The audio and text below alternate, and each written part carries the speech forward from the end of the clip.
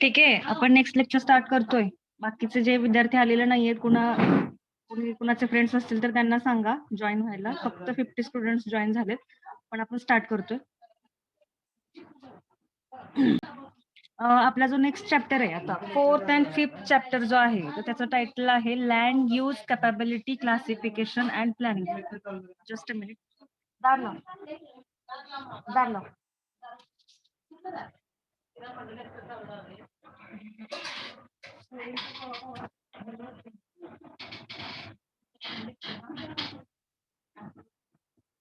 Sorry.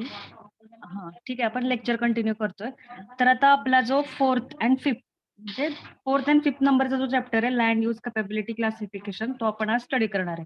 आता basically land use capability classification ही जी टर्म सॉइल वॉटर कन्झर्वेशन मध्ये येते ती काय केलं जातं याच्यामध्ये सॉइलचे जे डिफरंट टाइप्स असतील त्याचे काय केलेले आहेत की प्रॉपर क्लासिफिकेशन केलेले आहेत किंवा सॉइल म्हणण्यापेक्षा एका पर्टिक्युलर लँडचं क्लासिफिकेशन याच्यामध्ये केलेलं आहे. मग त्या लँडची यूज कॅपॅबिलिटी कशी आहे त्याच्यावरून काय केलेलं आहे की ते क्लासिफिकेशन केलेलं आहे. थोडक्यात सांगायचं झालं तर लँड यूज कॅपॅबिलिटी क्लासिफिकेशन ही एक अशी सिस्टीम आहे ज्याच्या अंडर लँडला त्याच्या यूज कॅपॅबिलिटीवरून किंवा त्याच्या पोटेन्शियल ॲबिलिटीवरून जी त्याच्यामधून यील्ड प्रोड्यूस करणार आहे. ठीक आहे. म्हणजे त्या पर्टिक्युलर लँडमधून जे यील्ड अवेलेबल होणार आहे, तर त्याची ती पोटेन्शियल ॲबिलिटी जी आहे, त्याच्यानुसार पडणारे जे क्लासिफिकेशन्स आहेत, त्याला आपण लँड यूज कॅपॅबिलिटी क्लासिफिकेशन असं म्हणतो. ओके. सो जर तुम्हाला क्लासिफिकेशनची डेफिनेशन विचारली, LUCC land use capability classification is a system under which land are classified as per their potential ability to produce yield. Okay. आता जेव्हा आपण लँड यूज कॅपॅबिलिटीचा स्टडी करतोय तर तुम्हाला लक्षात आलं असेल की हे कशाबद्दल आहे, लँडशी रिलेटेड आहे. लँड मधून कशा पद्धतीने यील्ड प्रोड्यूस केलं जातं त्याच्या ॲबिलिटी बद्दल आणि त्याच्यावरून डिफरंट क्लासेस पडतात. आता पाहायला गेलं तर त्याच्यामध्ये टोटल 8 क्लासेस आहेत. Okay. So land use capability त्याला शॉर्ट फॉर्म मध्ये LCC किंवा LUCC असं म्हटलं जातं. May be defined as system of grouping land. हे एका थोडक्यात सिंपल वर्ड्स मध्ये डेफिनेशन तुम्हाला भेटून जाईल की land use capability classification may be defined as a system of grouping land into various classes on the basis of inherent limitations imposed on sustained use by soil attributes, topography, drainage आणि climate. म्हणजे बघा तुमच्या लक्षात येईल की हे ते इथं पण आपण काय करतोय, आपण मगाशी जे सांगितलं की एकतर आपण त्या पर्टिक्युलर लँडची पोटेन्शियल ॲबिलिटी बघतोय. म्हणजेच थोडक्यात काय ती जी लँड आहे त्याच्यामध्ये जे काही सॉइल आहे ती सर्वात इम्पॉर्टंट कंपोनंट आहे ना आपल्याला जे काही यील्ड मिळणार आहे. तर त्याच्यामध्ये जे काही सॉइलचे ॲट्रिब्यूट्स असतील, त्याच्यानंतर टोपोग्राफिकल एरिया जो असेल किंवा टोपोग्राफिकल आपण जे काही टर्म्स म्हणतो तर त्या टोपोग्राफिकल टर्म्स. आता ॲट्रिब्यूट्स मध्ये टर्म्स बघितले तर सॉइल टेक्स्चर, सॉइल स्ट्रक्चर, सॉइलची पोरोसिटी, त्याची केमिस्ट्री, सॉइलचा कलर हे डिफरंट पार्ट हे जे डिफरंट कंपोनंट्स येतात ते सॉइल ॲट्रिब्यूट्स मध्ये कन्सिडर केले जातात. त्यानुसार झालं त्यानंतर टोपोग्राफीचा जेव्हा आपण स्टडी करू, टोपोग्राफी ऑफ द लँड. तर टोपोग्राफी तुम्हाला माहिती आहे, टोपोग्राफी म्हणजे एक प्रकारे एक natural arrangement of the land किंवा त्या पर्टिक्युलर एरिया जो आहे त्याचं जे काही फिजिकल फीचर असतं त्याला आपण टोपोग्राफी असं म्हटलं जातं. म्हणजे एखाद्या लँड सरफेसचे जे फॉर्म्स असतील, मग त्याच्यामध्ये डिफरंट फॉर्म्स असतात. ठीक आहे. तुम्ही जर स्टडी केला असेल तर त्याच्यामध्ये बघा आता हे जे आपण हिली एरिया बघतोय, काही ठिकाणी व्हॅलीज बघतोय, काही ठिकाणी रिव्हर्स आहेत, काही ठिकाणी लेक्स आहेत, काही ठिकाणी प्लेन एरिया आहे, काही ठिकाणी टेरेन्स आहेत. मग हे माउंटेन्स वगैरे म्हणजे हे जे चढ उतार जे जमिनीवरचे पठार असेल किंवा मग उंचवटे असतील, हे सर्व आपण जे ट्रोपोग्राफीमध्ये स्टडी करत असतोय. ठीक आहे. Topography sorry. मग सॉइल ॲट्रिब्यूट्सच्या नुसार असेल किंवा टोपोग्राफीनुसार असेल, ड्रेनेज नुसार असेल, त्यानंतर क्लायमॅटिक कंडिशन नुसार असेल, या पद्धतीने ती जी लँड आहे त्याला एक प्रकारे क्लासिफाय केलं जातं. जे की आता आपण काय बघायचंय इनहेरिटंटली म्हणजे आता एक पर्टिक्युलर लँड असतं. मग त्या लँडमध्ये जास्त प्रमाणामध्ये डोंगरदऱ्या आहेत का? किंवा कोणती लँड प्लेन आहे, म्हणजे कुठे पठार आहेत, ह्या सर्व गोष्टी कन्सिडर करून त्याच पद्धतीने आपण जे मगाशी पाहिलं की ते लँड जे आहे त्याच्यामधून किती प्रमाणामध्ये यील्ड प्रोड्यूस केलं जातं, त्याची प्रॉपर ॲबिलिटी ही काय केली जाते त्याच्यामध्ये मेजर केली जाते आणि त्यानुसार या लँडचे 8 क्लासिफिकेशन्स केले जातात. आता तुम्हाला मेन इंट्रोडक्शन आणि त्याचं डेफिनेशन लक्षात आली असेल. ठीक आहे. लँड यूज कॅपॅबिलिटी क्लासिफिकेशन म्हणजे काय? एकतर तुम्ही मगाशी सांगितलेली डेफिनेशन सुद्धा लिहू शकता. ती शॉर्ट आहे, की एक system which is used to classify the lands as per their potential ability to produce yield. Okay. हे एका सेंटेन्समध्ये सुद्धा तुम्ही सांगू शकता किंवा ही आता जी तुम्हाला सांगितली स्क्रीनवरती जी दिसतीये, की एक प्रकारे लँडचं ग्रुपिंग करायचं किंवा क्लासिफिकेशन करायचं on the basis of inheritance limitations imposed on sustained use by soil attributes, topography, drainage, climate conditions, which are influenced to the production of yield. Okay. त्याच्यानंतर what is the principle of land use capability classification. तर याचं principal काय आहे main, तर एकतर लँडला त्याच्या कॅपॅबिलिटीनुसार काय करायचंय, क्लासिफाय करायचं आहे आणि क्लासिफाय करून ती लँड आपल्याला त्याच्या पर्टिक्युलर कॅपेबिलिटीनुसार त्याला ट्रीट करायचं आणि त्याचा यूज करायचा आहे. म्हणजे जशी तुमची गरज असेल. एकदा तुम्हाला माहित झालं, की पर्टिक्युलर एरिया या क्लासिफिकेशनमध्ये मोडतोय. मग समजा तिथली सॉइल ॲट्रिब्यूट कंडिशन आपल्याला समजते, टोपोग्राफी आपल्याला समजते, किती पर्टिक्युलर यील्ड प्रोड्यूस होणार आहे ते आपल्याला समजते आणि त्यानुसार आपण त्या लँडचा प्रॉपर यूज करू शकतोय. सो हा त्याच्या पाठीमागचा बेसिक प्रिन्सिपल आहे. हे क्लासिफिकेशन का केलेलं आहे? कारण पर्टिक्युलर एरियाबद्दल आपल्याला जी काही टोपोग्राफिकल असू दे, क्लायमॅटिक असू दे, सॉइलची माहिती असू दे, त्याच्यानुसार आपण त्याचा प्रॉपर यूज करून घेऊ शकतोय. It was developed by USDA. Okay. आता हे कशा थ्रू सॉरी USDA चा फुल फॉर्म काय आहे लक्षात घ्या. United state department of agriculture. याच्या थ्रू काय केलेलं आहे, हे लँड यूज कॅपॅबिलिटी क्लासिफिकेशनचं डेव्हलपमेंट केली गेली आहे किंवा हे जर कुठे सर्च केलं गेलं, पहिल्यांदा कुठे फाउंड केलं गेलं तर USDA मध्ये. ठीक आहे. What are the need for LCC. आता त्याच्यानंतर पॉइंट आहे, की लँड यूज कॅपॅबिलिटीचा यूज काय आहे किंवा काय गरज पडली, की आपल्याला हे क्लासिफिकेशन करावं लागलं. The classification of land is quite essential and rather requisite in any land use planning and development. आता बघा, जेव्हा आपण मी तुम्हाला मगाशी त्याच्या इंट्रोडक्शनमध्ये पूर्णपणे सांगितलेलं आहे, की काय होतं, की जेव्हा आपण आपल्याला पर्टिक्युलर लँडमध्ये काही प्रॉपर यील्ड घ्यायचं असेल, तर त्याच्यावरती ती जे लँडचे जे आपण क्लासिफिकेशन केलेले आहेत, तर त्याचं जे काही आपण क्लासिफिकेशन केलेलं आहे ॲज पर सॉइल असेल किंवा टोपोग्राफी असेल, तर त्याच्यानुसार काय होणार आहे तुम्हाला एक प्रकारे त्या लँड बद्दलची सर्व इन्फॉर्मेशन माहिती झाल्याच्या मुळे तुम्ही त्याच्यावरती प्रॉपर यूजसाठी प्लॅनिंग करू शकता आणि मग त्या लँडला डेव्हलप करायचंय की काय करायचंय, त्याच्यानुसार तुम्ही प्रॉपर यील्ड काय करू शकता, त्याच्यामधून घेऊ शकता. सो आपण असं म्हणू शकतो की काही एक प्री रिक्विजिट्स आपल्याला माहिती पडतात त्याच्यामधून किंवा अगोदरच त्याच्याबद्दल प्लॅनिंग प्रॉपरली करू शकतो. सो आपल्याला हे लँड यूज कॅपॅबिलिटीचं क्लासिफिकेशन इसेन्शियल राहतं. It related to the climatic factor, soil characteristics, slope, degree of erosion, water supply, drainage and similar environmental conditions affecting land use and productivity. आता डेफिनिशनमध्ये सुद्धा ह्या सर्व टर्म्स आलेल्या आहेत. म्हणजे एक तर तुम्हाला क्लासिफिकेशननुसार क्लायमॅटिक फॅक्टर्स माहिती होतात. सॉइल कॅरेक्टरिस्टिक्स माहिती होतात. टोपोग्राफीनुसार स्लोपी एरिया आहे, कसं आहे ते माहिती होतं. इरोजन बद्दल माहिती होतं. वॉटर सप्लाय माहिती होतं. ड्रेनेज, एन्व्हायर्नमेंटल कंडिशन हे सर्व माहिती झाल्यामुळं ज्या गोष्टी तुमच्या लँडच्या प्रोडक्टिव्हिटीवरती अफेक्ट करतात. सो ह्या गोष्टी जेव्हा तुम्हाला माहिती होतात, त्यानुसार तुम्ही त्याचं प्रॉपर यूज प्लॅन करू शकता. It enable us to predict as how different soils can be utilized with safety according to qualification of class or subclass into which they are placed. आणि मग हे जे काही क्लासिफिकेशन्स केलेले आहेत, आता पाहायला गेलं तर लँड यूज कॅपॅबिलिटी क्लासिफिकेशन 8 आहेत मेनली आणि सब क्लासेस जर पाहायला गेले तर 4 आहेत. या सर्वांनुसार आपल्याला काय होतं, ह्या क्लासेस किंवा सब क्लासेसनुसार तुम्ही त्याचं एक प्रॉपरली क्वालिफिकेशन तुम्हाला त्या पर्टिक्युलर एरियाबद्दल माहिती होतं आणि तुम्ही त्याचं प्रॉपरली युटिलायझेशन करू शकता. बिफोर यूज टू दॅट तुम्ही त्यांचं प्रेडिक्शन करून, प्लॅनिंग करून व्यवस्थित प्रोडक्टिव्हिटी इन्क्रीज करू शकता. यासाठी तुम्हाला लँड यूज कॅपॅबिलिटी क्लासिफिकेशन करणं गरजेचं आहे. आता ही झाली त्याची गरज. But land use capability classification वरती कोणते फॅक्टर अफेक्ट करतात किंवा इन्फ्लुअन्स करतात ते बघा पुढे. सॉइल प्रोफाइल कॅरेक्टरिस्टिक्स जे मगाशी सांगितलेलं आहे, की सॉइल ॲट्रिब्यूट्स टर्म्स ज्या आहेत, त्या सर्व ह्याच्यावरती इन्फ्लुअन्स करतात. त्यामध्ये soil texture, effective soil depth, त्याच्यानंतर permeability of soil, then internal drainage,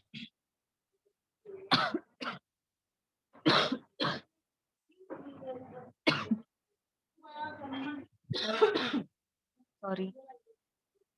soil permeability ही टर्म जर तुम्हाला माहिती असेल तर ही एक सॉइलची प्रॉपर्टी आहे. It is a property of soil to transmit water and air. म्हणजे सॉइलमध्ये पोर्स असतात हे तर तुम्हाला माहिती आहे. मग त्याच्यामधून वॉटर आणि एअरला ट्रान्समिट करण्याची जी प्रॉपर्टी आहे सॉइलची त्याला आपण सॉइल परमिएबिलिटी असं म्हणतो.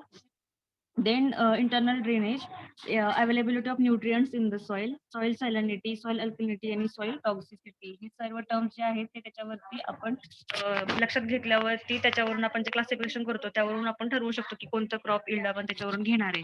External features of the land. त्याच्यामध्ये एक्सटर्नल फीचर्समध्ये सॉइल प्रोफाइलमध्ये आपण काय पाहिलं इंटरनल ड्रेनेज वगैरे. आता एक्सटर्नली फीचर जेव्हा आपण त्या लँडवरचे बघतोय मग ती लँड वॉटर लॉगिंग कंडिशनमध्ये असते का?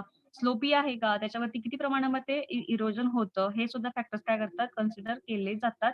And that factors determine land capability and limit the land for particular use only.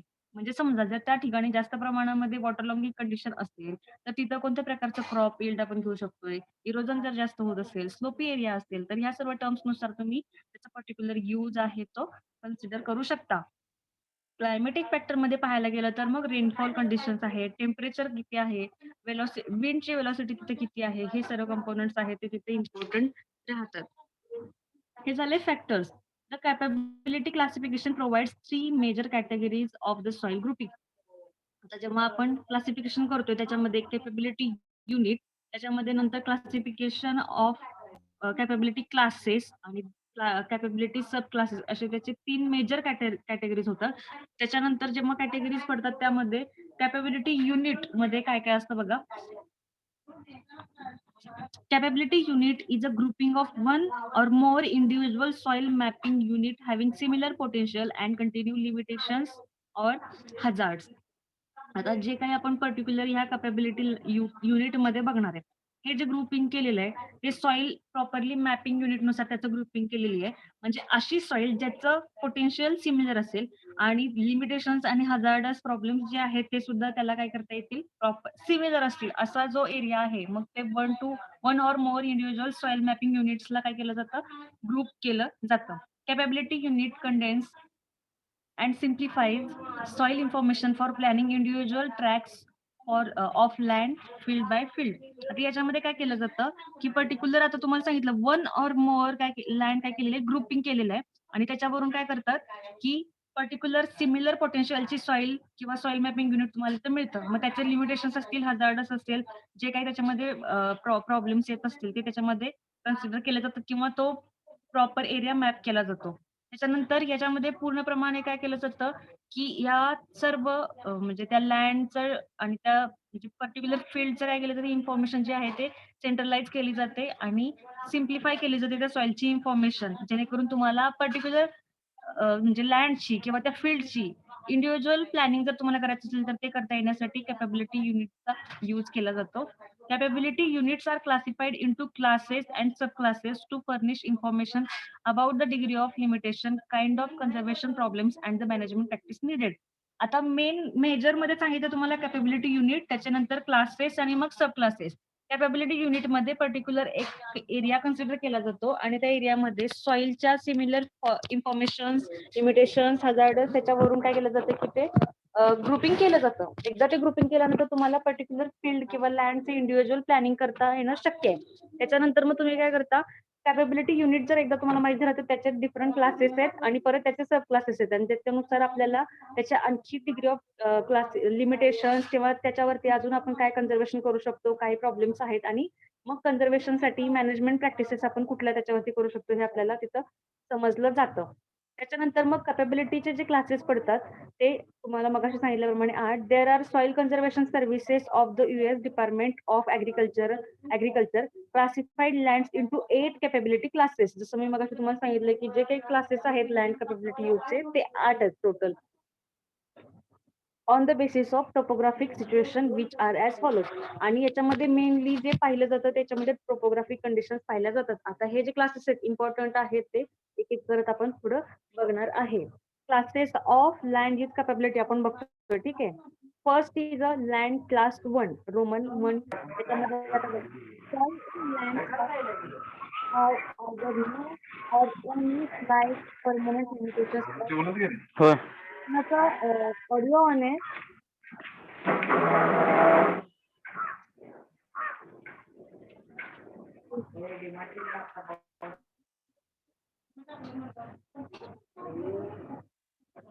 अभय कुलकर्णी, कोणाचा ऑडिओ ऑन आहे?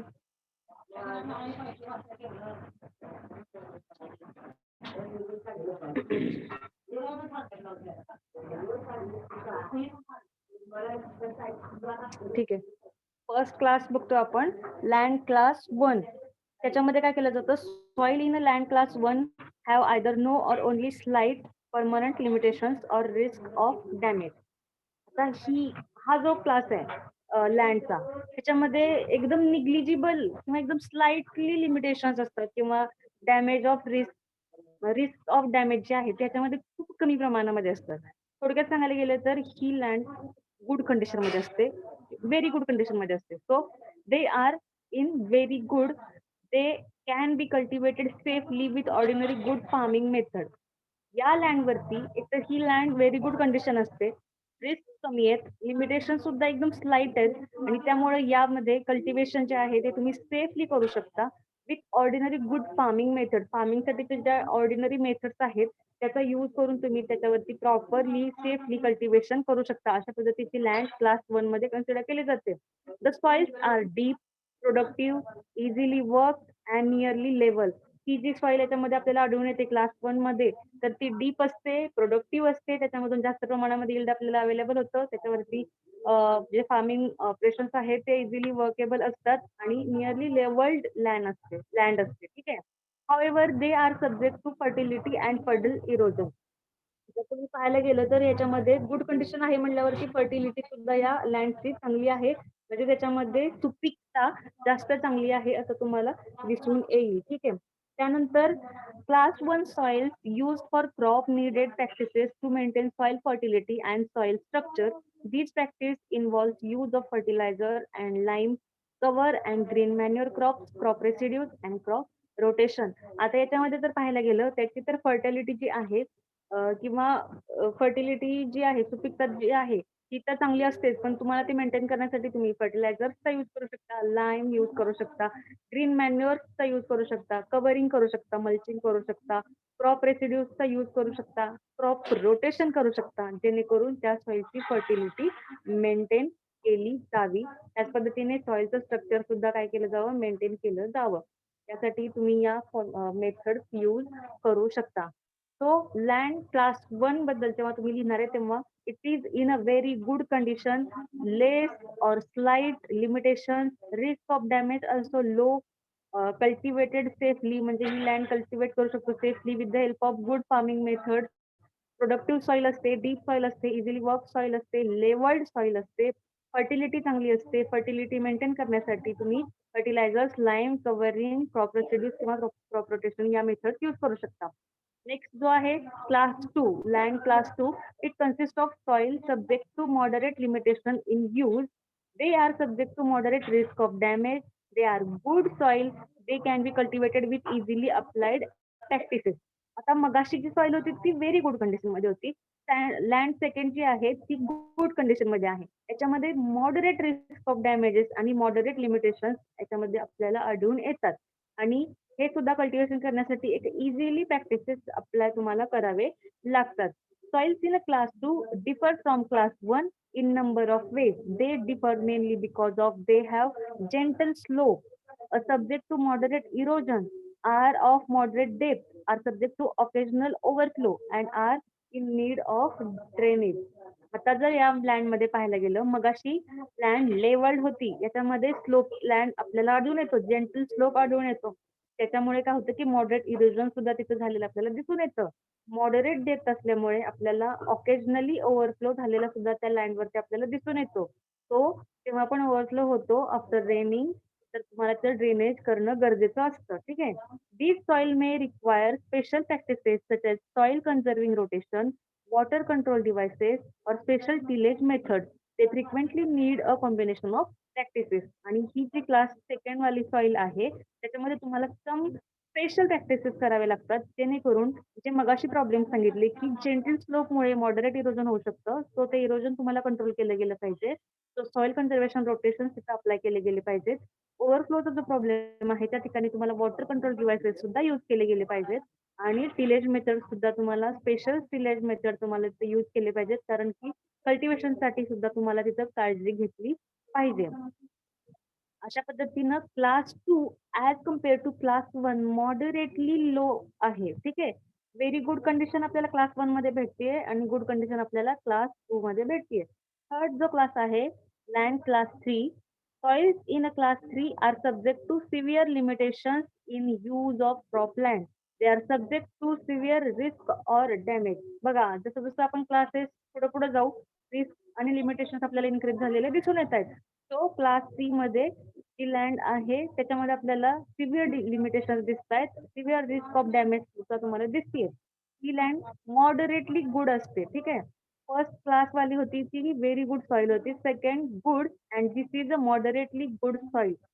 They can be used regularly for crops provided they are planted according to good rotation and given the proper treatment. तर या soil मध्ये जर पाहायला गेलं तर थोड्याफार प्रमाणामध्ये लिमिटेशन्स आपल्याला आढळून येतात, रिस्क आढळून येतात म्हटल्यावरती तुम्हाला जेव्हा इथं कल्टिव्हेशन करायचं असेल तेव्हा तुम्हाला प्रॉपर ट्रीटमेंट देणं गरजेचं आहे. प्लांटिंग आणि प्रॉपर रोटेशन करणं गरजेचं आहे. Soil in this class have moderately steep slope and are subject to more severe erosion. आता याच्यामध्ये जर पाहायला गेलं तर पहिले तर लँड आपण क्लास 1 मध्ये जी पाहिली ती कशी होती?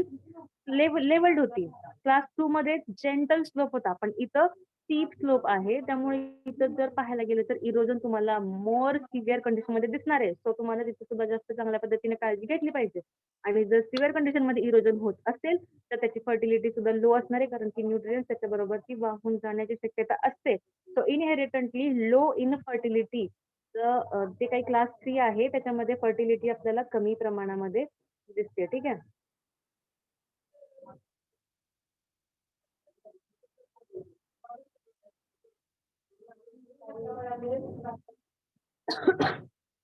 Class 3 soil is more limited or subject to greater risk than the class 2. These limitations often restrict the choice of crop or the timing of planting and tillage operation. आता याच्यामध्ये जेव्हा आपण पाहतोय की लिमिटेशन सिव्हिअर कंडिशन मध्ये आहेत आणि risk सुद्धा जास्त आहेत ऍज कम्पेअर टू क्लास 2. त्यामुळे इथं तुम्हाला एकतर क्रॉप चॉईस करण्यासाठी रिस्ट्रिक्शन्स येतात. त्यामुळे प्रॉपर प्लांटिंगसाठीचं टायमिंग तुम्हाला तिथं पाहिलं पाहिजे. टिलेज ऑपरेशन सुद्धा तुम्हाला तिथं प्रॉपरली चूज करायला पाहिजेत. कारण की तुम्हाला एकतर तिथं इरोजन प्रॉब्लेम्स येतात. स्टीप स्लोप असल्यामुळे तिथं तुम्हाला इरोजनचा प्रॉब्लेम येतो. त्यामुळे तुम्हाला तिथं प्रॉपर प्रॅक्टिसेस यूज करणं गरजेचं असतं. These soils require cropping system that produce adequate plant cover. The cover is needed to protect soil from erosion. It also helps to preserve soil structure. मग आता इथे जे इरोजनची लिमिटेशन्स किंवा रिस्क आपल्याला जी दिसते त्यासाठी आपण तिथे प्लांटेशन केलं पाहिजे किंवा प्लांट कव्हर तिथे केला पाहिजे. म्हणजे ॲडिक्वेट पुरेशा प्रमाणामध्ये आपल्याला तिथं प्लांट कव्हर केलं पाहिजे. कारण की आपल्याला सॉइल इरोजन कंट्रोल करायचंय. सो आपल्याला तिथं प्लांटेशन करणं गरजेचं आहे. जेणेकरून आपल्याला जी सिव्हिअर इरोजन कंडिशन आहे ती प्रोटेक्ट करता यावी. आणि त्याच्यामुळेच काय होणार आहे तर जर तुम्ही प्लांटेशन त्याच्यावरती केलं तर ती सॉइल स्ट्रक्चर सुद्धा प्रिझर्व्ह केली जाणार आहे. हे and fodder crop should be grown instead of the regular cultivating crop. एकतर त्याची फर्टिलिटी सुद्धा कमी आहे. त्यामुळे जर याच्यावरती कुठलंही तुम्हाला प्लांटेशन किंवा यील्ड घ्यायचं असेल तर तुम्ही एकतर त्याच्यावरती हे और फोडर क्रॉप्स जे आहेत चाऱ्यासाठी जे आपण वापरतो तर ते क्रॉप तुम्ही त्याच्यावरती प्रोडक्शन त्याचं करू शकता as compare to cultivating crop. जर तुमचे रेग्युलरली कल्टिवेटिंग क्रॉपचं यील्ड घेण्यापेक्षा तुम्ही हे और फोडर क्रॉप त्याच्यावरती घेऊ शकता.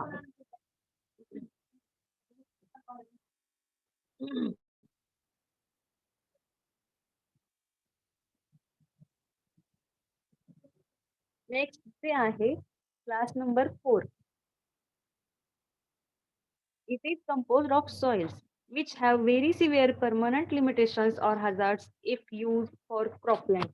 एकतर ही क्लास 4 वाली जी लँड आहे ती तुम्हाला क्रॉपलँडसाठी जर वापरायची असेल तर त्याच्यामध्ये तुम्हाला खूप जास्त सिव्हिअर कंडिशनमध्ये व्हेरी सिव्हिअर परमनंट लिमिटेशन्स येतात त्याच्यामध्ये. म्हणजे एक तर तुम्हाला याच्यामध्ये कल्टिवेट ही लँड कल्टिवेटेड येतच नाही. The soil are fairly good. They may be cultivated occasionally if handled with great care of most of the part. म्हणजे इथं जर तुम्हाला कल्टिव्हेशन करायचं असेल तर तुम्हाला खूप जास्त काळजी घ्यावी लागते. ही लँड जी आहे ती फेअरली गुड सॉइल वाली लँड आहे. बघा म्हणजे फर्स्ट लँड होती very good, second good, third is a moderately good and it is a fairly good class. Soil in class 4 have unfavorable characteristics. They are frequently on steep slope and subject to severe erosion. They are restricted on their suitability for crop use. एकतर या land मध्ये सुद्धा severe आणि steep slope असल्यामुळे severe erosion झालेलं दिसून येतं आणि त्यामुळे क्रॉप यूज साठीची सुटेबिलिटी सुद्धा आपल्याला रिस्ट्रिक्शन त्याच्यामध्ये आपल्याला आढळून येतात. They should usually be kept in hay or pasture, although a grain crop may be grown once in a 5 or 6 years. यामध्ये सुद्धा जर पाहायला गेलं तर तुम्हाला हे किंवा पाश्चरच लँड जे आहे त्याच्यासाठी तुम्हाला कल्टिवेशनसाठी यूज करता येत नाही. जर तुम्हाला ग्रीन क्रॉप जरी याच्यावरती ग्रो करायचं असतील तर ते 5-6 वर्षांच्या कालावधीमध्ये किंवा कालावधीनंतर तुम्हाला हे ग्रेन क्रॉप जे आहेत ते ग्रो करता येतात. ठीक आहे. जर ही लँड पाहायला गेले तर याच्यामध्ये खूप जास्त प्रमाणामध्ये लिमिटेशन्स आपल्याला आढळून येतात. नेक्स्ट आहे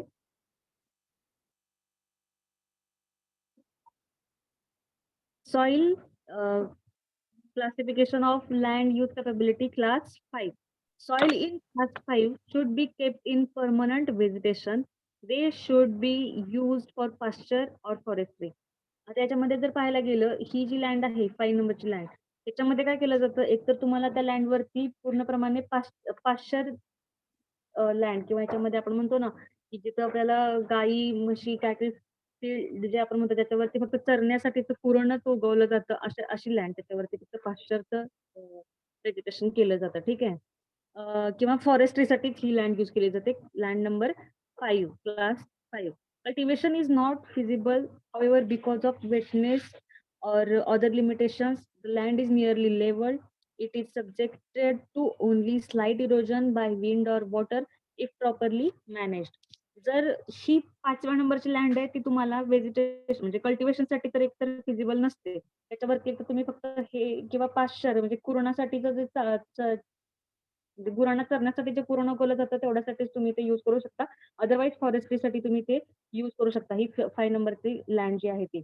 आणि त्याच्यामध्ये लिमिटेशन सुद्धा जरी आपण पाहिलं, तर काय होऊ शकतं, की या लँडमध्ये वेटनेसचा प्रॉब्लेम येऊ शकतो किंवा आणखी बाकीचे प्रॉब्लेम्स येऊ शकतात. लेवल लँड जरी असली आणि याच्यामध्ये स्लाईट इरोजन जरी होत असलं, तरी सुद्धा तुम्हाला जर प्रॉपर मॅनेजमेंट जर तुम्ही केलं, तर त्याच्यावरती हा प्रॉपर लँडवरती तुम्ही पाश्चर लँड किंवा फॉरेस्ट्रीचं इल्ड घेऊ शकता. ठीक आहे. Grazing should be regulated so that plant cover is maintain. आता याच्यावरती ग्रेझिंग प्रॉपरली केलं गेलं पाहिजे. आता ग्रेझिंग म्हणजे तुम्हाला हा शब्द सांगितला होता बघा, चराई. ओव्हर ग्रेझिंग जर करत असेल तर त्या ठिकाणी तुम्हाला जास्त प्रमाणामध्ये इरोजन झालेलं दिसून येतं. Grazing should be regulated so that plant cover is maintain. जर तुम्ही जास्त प्रमाणामध्ये जर ग्रेझिंग केलं तर तिथलं काय होऊ शकतं, इरोजन व्हायला स्टार्ट होऊ शकतं. त्याच्यामुळे ते रेग्युलेट केलं गेलं पाहिजे प्रॉपरली जेणेकरून त्याच्यावरती प्लांट कव्हर जे आहे ते मेंटेन राहील यासाठी. Land number 6, class 6. Class 6 soil should be used for grazing and forestry and may have moderate hazard with when in use. या लँड वरती सुद्धा 5 नंबरच्या लँड पासून सुरू झाल्यानंतर तुमच्या असं लक्षात असेल की कल्टिव्हेशन साठी तर ही यूज केली जात नाही. तर तुम्हाला ग्रेझिंग साठी नाहीतर फॉरेस्ट्रीसाठी याचा यूज करता येतो. 6 नंबरची जी लँड आहे ती सुद्धा ग्रेझिंगसाठी और फॉरेस्ट्रीसाठी यूज करता येते.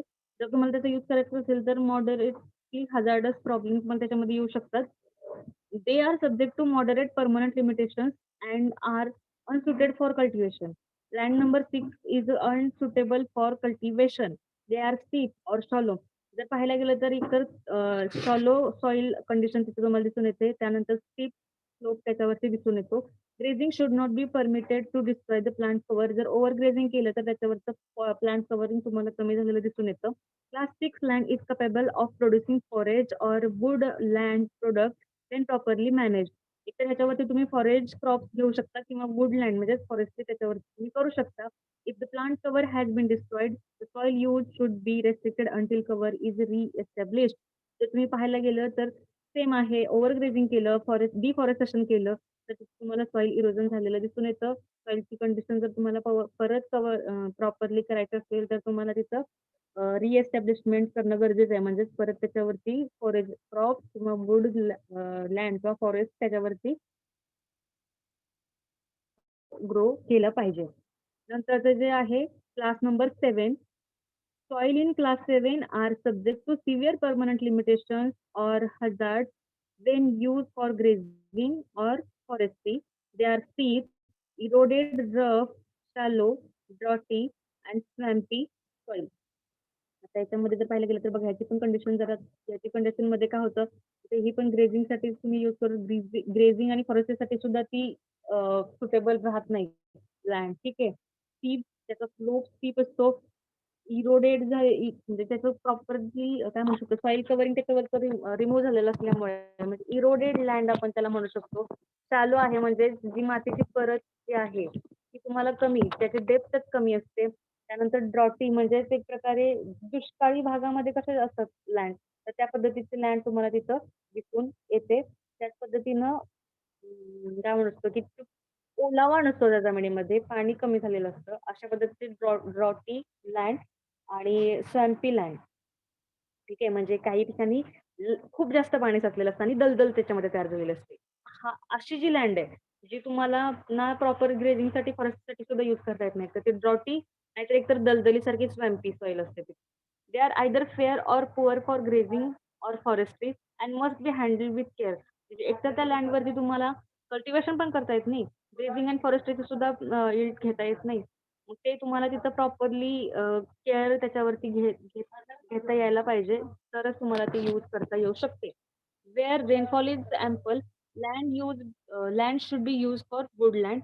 In other areas it should be for grazing. जर तुम्ही याच्यामध्ये पाहायला गेलं, तर जर रेनफॉल इथं होत असेल पुरेशा प्रमाणामध्ये, तर तुम्ही तिथं फॉरेस्ट्री करू शकता.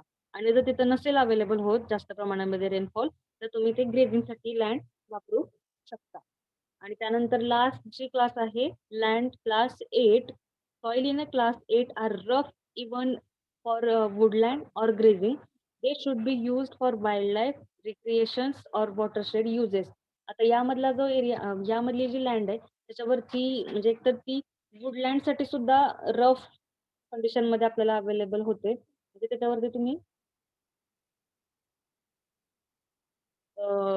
ग्रेझिंगसाठी सुद्धा ते प्रॉपरली अवेलेबल होत नाही आणि वुडलँडसाठी सुद्धा प्रॉपरली अवेलेबल होत नाही. एकतर तुम्ही त्याच्यामध्ये वाईल्ड लाईफसाठी ती लँड सोडू शकता किंवा मग रिक्रिएशन्स किंवा काही वॉटरशेड युजेस तिथं तुम्हाला पाहिजे असेल तर त्या लँडवरती वॉटरशेड्सचं फॉर्मेशन, कन्स्ट्रक्शन तुम्ही तिथं करू शकता. अशा पद्धतीची ही लँड बिलकुलच म्हणजे कशाच वापरासाठी येत नाही. तर तुम्ही त्याच्यावरती ग्रेझिंग पण प्रॉपरली करू शकत नाही, वुडलँडसाठी पण होऊ शकत नाही. वाईल्ड लाईफसाठी ती सोडली तरी चालू शकते. अशा पद्धतीचे हे प्रॉपर 8 क्लासेस पडतात लँड यूज कॅपॅबिलिटीनुसार. आता ह्या क्लासेसनुसार आपल्याला बघा ना सॉइल कंडिशन्स किंवा त्याचे टोपोग्राफी, मग कल्टिव्हेशन करू शकतो का? इरोजन प्रॉब्लेम्स काय-काय असू शकतात? ह्याच्यानुसार आपल्याला समजलं, की कल्टिव्हेशनसाठी फर्स्ट 4 क्लासेस आहेत ते म्हणजे युजफुल आहेत. पण त्याच्यानंतर 5th नंबरपासून जर पाहायला गेलं तर एकतर तुम्ही पाश्चरसाठी किंवा फॉरेस्टसाठी, ग्रेझिंगसाठी ती लँड वापरू शकतो. मग त्याच्यावरती आपले ग्रेन क्रॉप्सचं कल्टिव्हेशन नाही करू शकत.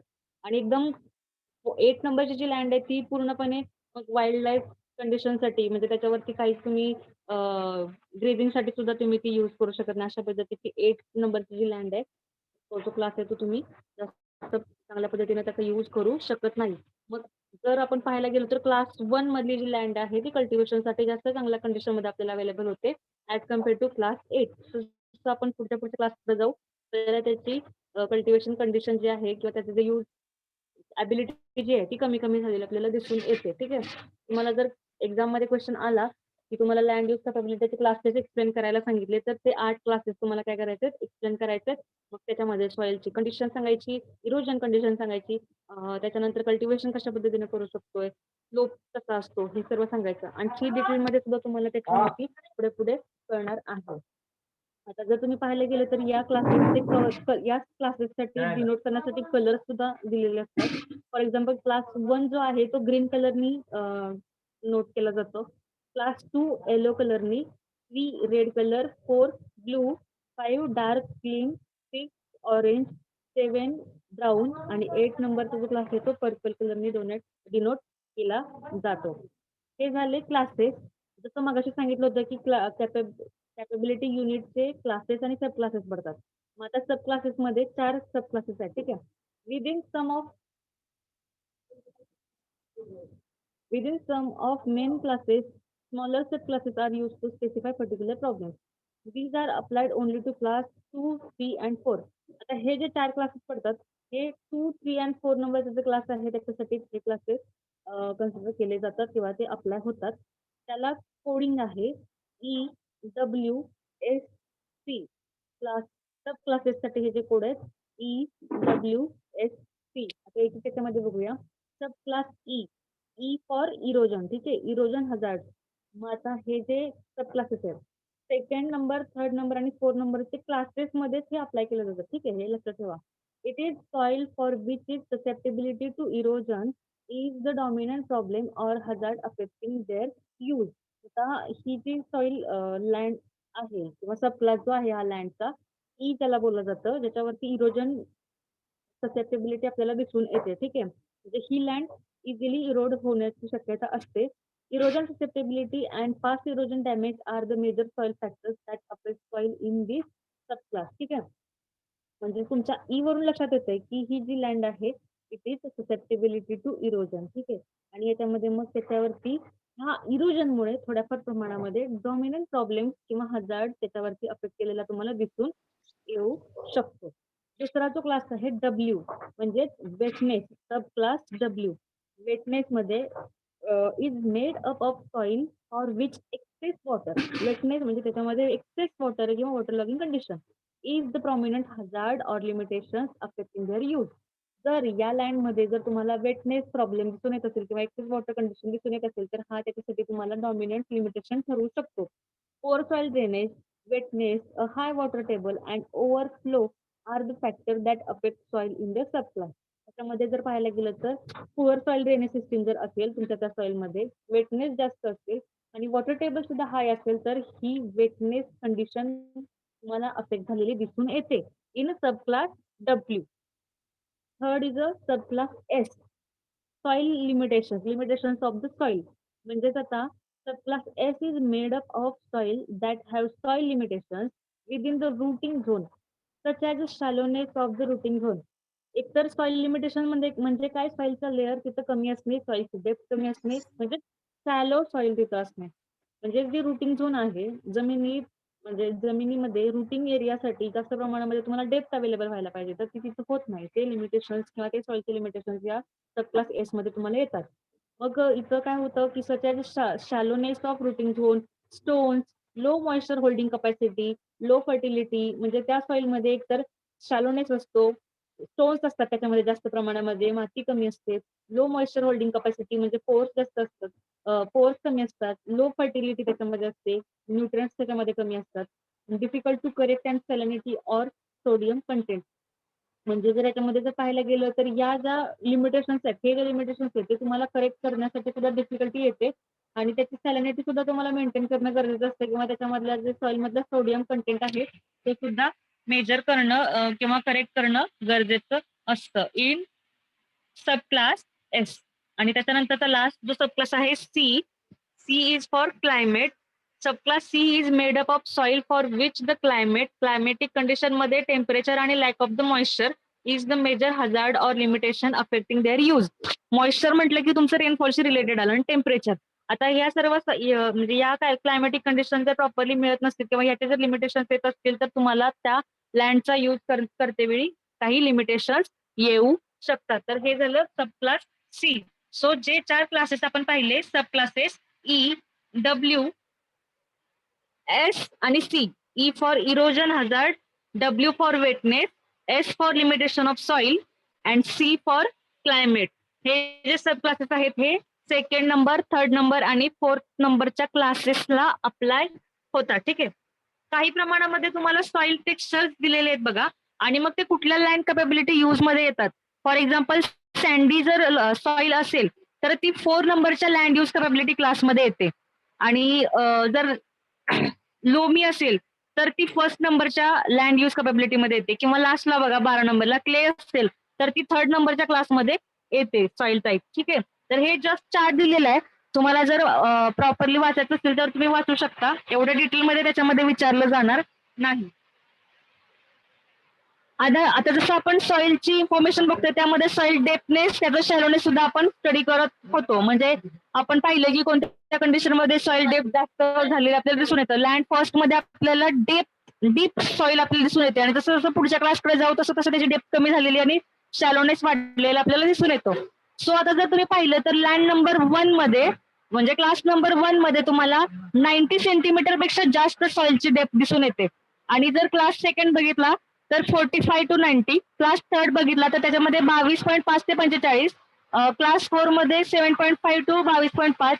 आणि लास्टचे 2 क्लासेस जे आहेत 6 आणि 7 त्याच्यामध्ये तुम्हाला सॉइल डेप्थ एकदम कमी म्हणजे 7.5 पेक्षा पण कमी डेप्थ दिसते. एकदम शॅलो सॉइल तुम्हाला त्याच्यामध्ये दिसून येईल. तर हा एक चार्ट आहे सॉइल डेप्थचा as compare to or according to the land capability use. Okay, तर त्याच्यानुसार तुम्ही स्टडी करू शकता. म्हणजे डेप्थ बद्दल तुम्ही हे पर्टिक्युलर नंबर्स जे आहेत ते तुमच्या एक्झाम मध्ये जेव्हा तुम्ही आन्सर लिहाल तेव्हा तुम्ही तिथे डेप्थ किंवा मग अशी जसं पाहिलं आपण त्याच्यामध्ये की कोणत्या टाईपचं टेक्स्चर त्या सॉइल मध्ये असणार आहे ते तुम्ही तिथं मेन्शन करू शकताय. ठीक आहे, आवाज येतोय का? हो मॅम.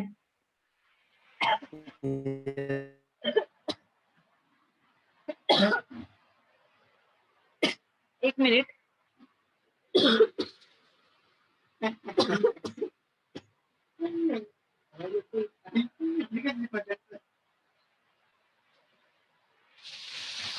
आणि जसं आपण स्लोप पाहत होतो, ठीक आहे, हे जे टेबल्स दिलेले आहेत त्याच्यावरून तुम्ही माहिती तिथे फिलअप करू शकताय. त्याच्यानंतर जेव्हा आपण सॉइलची माहिती सांगतो तेव्हा सॉइल टेक्स्चर असेल, सॉइल डेप्थ असेल, परत लँडचे स्लोप आपण सांगत होतो की फर्स्ट लँड मध्ये लेवल्ड लँड आहे आणि नंतर नंतर तसे पाहायला गेलं तर त्याचा जेंटल स्लोप किंवा त्याचा स्लोप स्टीप होत जातोय. आता इथं जरी पाहायला गेलं तर क्लास 1 मध्ये लँड स्लोप 0 to 1 आहे म्हणजे लेवल्ड लँड आहे.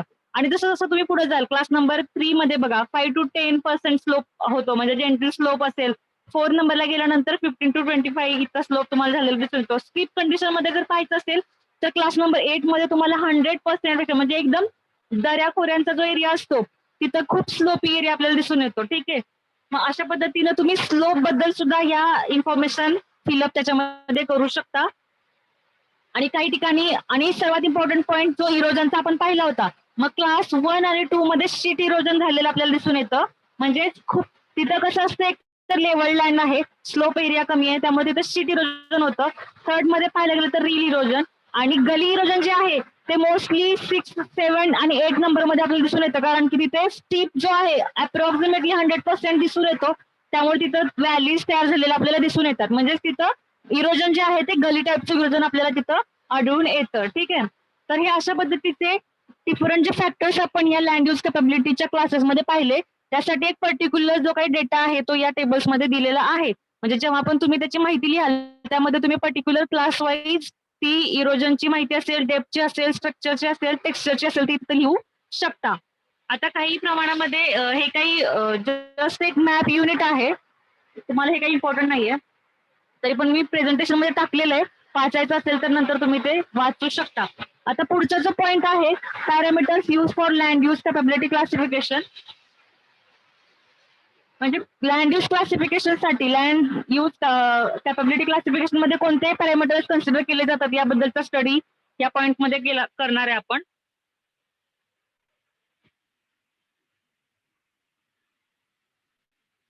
तर आता याच्यामध्ये एक एक करत आपण स्टडी करूया. ठीक आहे, first is a effective soil depth. म्हणजे जे आपण मगाशी पाहिलेलंच आहे की सॉइल डेप्थ सुद्धा याच्यामध्ये किती कन्सिडर केली जाते. डेप्थ म्हटलं की it is the thickness of soil existing about the bed rock or impermeable layer. म्हणजे जी काही सॉइल आहे ती रॉक एरियापासून वरती जे काही आपण सॉइल ऍग्रिगेट म्हणतो ना, मग त्याची जी डेप्थ आहे ती आपल्याला प्रॉपरली आपण मेजर करत असतोय. मग जसं जसं क्लास चेंज होतील तसं तसं डेप्थ सुद्धा चेंज झालेली आपल्याला दिसून येते.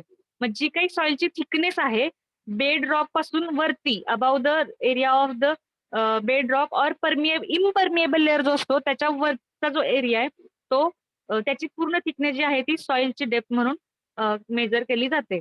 For categorising the land suitable for particular class the effective soil depth is divided into 5 group. आता जर पाहायला गेलं आपण मगाशी जे पाहिलं की क्लास वाईज कशी त्याची डेप्थ आपण कन्सिडर करत असतोय की डीप आहे का कशी किंवा किती सेंटीमीटर डेप्थ आहे ते आपण त्या टेबलमध्ये पाहिलं. तसं जर पाहायला गेलं तर सॉइल डेप्थचं जे क्लासिफिकेशन आहे त्याच्यामध्ये पण बघा मीटरमध्ये म्हणजे 1.5 मीटर पेक्षा जर जास्त असेल थिकनेस तर ती सॉइल डीप सॉइल म्हटली जाते. 1.5 मीटर पेक्षा जास्त डेपनेस जर असेल तर ती डीप सॉइल असते. मग तसंच मॉडरेट डीप म्हटलं की 1 to 1.5 मीटर. मॉडरेटली शॅलो म्हटलं की 0.50 to 1 मीटर. शॅलो म्हटलं की 0.25 टू 0.50 मीटर एवढी जर थिकनेस असेल किंवा डेप्थ असेल तर ती शॅलो डेप्थ. आणि व्हेरी शॅलो म्हणजे 0.25 मीटर पेक्षा पण कमी जर असेल तर ती लँड व्हेरी शॅलो असते. म्हणजे जेव्हा तुम्ही सॉइल डेप्थनुसार क्लासिफिकेशन करता की ही डीप सॉइल आहे, मॉडरेटली डीप सॉइल आहे, शॅलो आहे, मॉडरेटली शॅलो आहे का व्हेरी शॅलो आहे, त्यानुसार तुम्ही डेप्थ रेंज जी आहे इथं मीटरमध्ये दिलेली आहे. ठीक आहे, मगाशी जो आपण टेबल बघितला त्याच्यामध्ये सेंटीमीटरमध्ये होतं हे.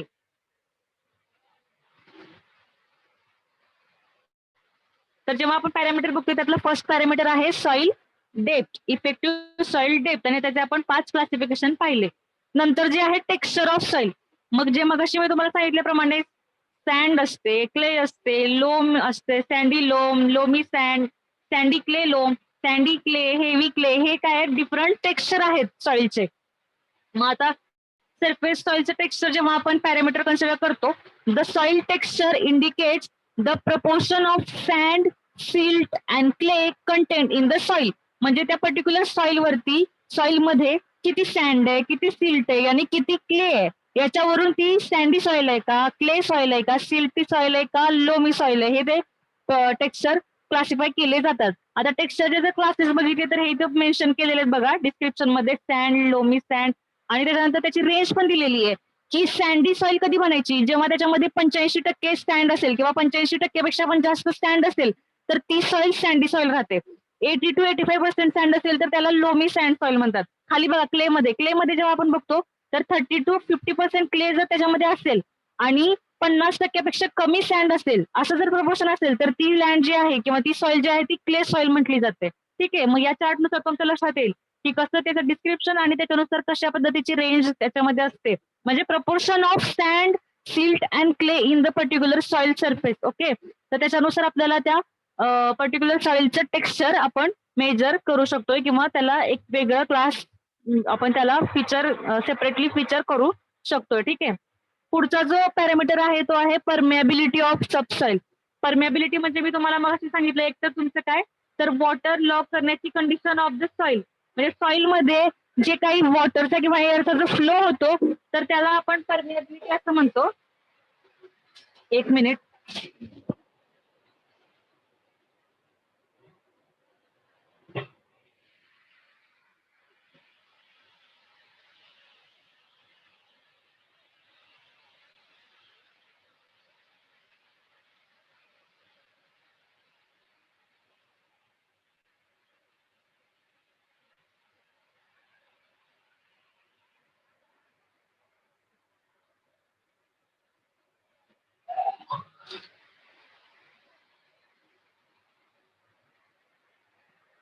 आवाज येतोय का? आवाज येत नसेल व्यवस्थित तर सांगा तसं. येतोय मॅम. ठीक आहे, मग पुढचं जे पॅरामीटर आहे परमेबिलिटी. परमेबिलिटी म्हणजे rate of water flow, rate of water flow as MM/H.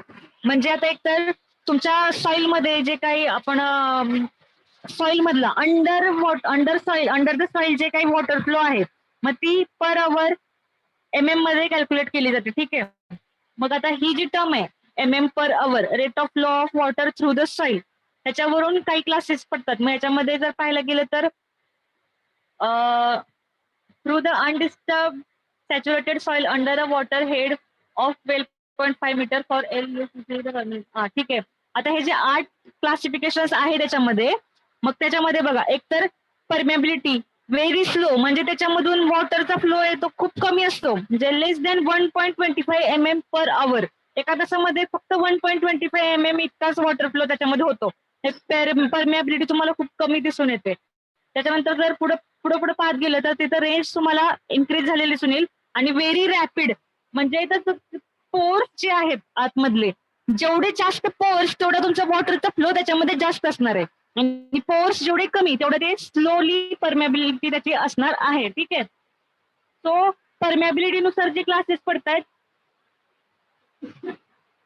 बघा, जे आपण वॉटरचा फ्लो रेट जो आहे त्याच्यानुसार हे क्लासेस पडतात 8. Permeability is a property of soil to transmit the flow of water and air throughout the soil. ठीक आहे. जे काही तुमचे पोर्स असतात त्याच्यामधून काय केले जाते, हे वॉटर असतील किंवा एअर जे आहे ते फ्लो करतं सरफेसच्या अंडर. ठीक आहे.